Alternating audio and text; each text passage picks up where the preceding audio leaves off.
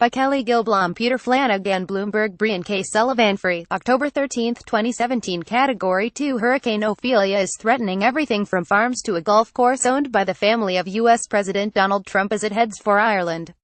Ophelia's top winds were 155 km/h, 3:40 p.m. London time on Friday, reaching the second level of the 5-step Saffir-Simpson scale. The storm, about 877 kilometers southwest of the Azores, is forecast to stay a powerful cyclone over the next few days, and may scrape the west coast of Ireland on Monday before dissipating over Scandinavia, the U.S. National Hurricane Center said in an advisory. After Hurricane Irma closed Trump's Mar-a-Lago in Florida last month, Ophelia could make landfall close to the Trump family's golf resort near the village of Doonbeg.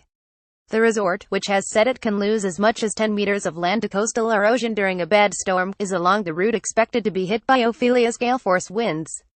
Trump International Golf Links Hotel is constantly reviewing the situation, a spokesperson said by email. At the moment, in one model the actual center in Ophelia is basically supposed to rub the west coast of Ireland, said David Reynolds, senior meteorologist at the Weather Co.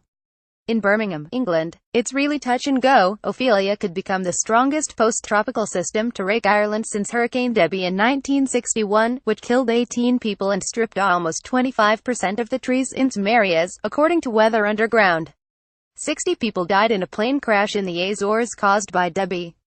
The Irish government is monitoring the situation, a spokesperson said in an emailed statement. It will decide later Friday whether to convene a task force to coordinate its response to the storm.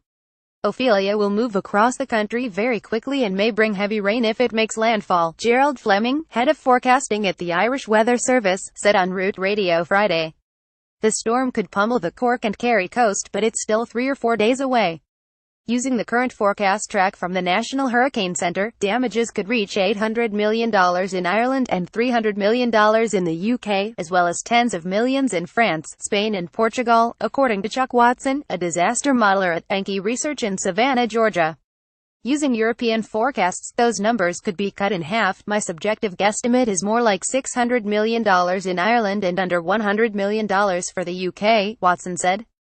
Debbie's damages would have reached $338 million in today's dollars. Ireland's Met Éireann Weather Office and the Met Office in the UK issued yellow warnings for Monday, meaning residents need to be aware of encroaching risks. Power cuts may occur, with the potential to affect other services, such as mobile phone coverage, the Met Office said in its warning. Some damage to buildings, such as tiles blown from roofs, could happen, perhaps leading to injuries and danger to life from flying debris. It's unusual for a hurricane to head toward northwest Europe. The Atlantic hurricane season, usually a bigger threat to the U.S., Mexico and Caribbean, has produced 15 named storms, including 10 consecutive hurricanes, the most since the late 19th century. The storms have killed hundreds and caused an estimated $300 billion in damage across Central America, the Caribbean and the U.S.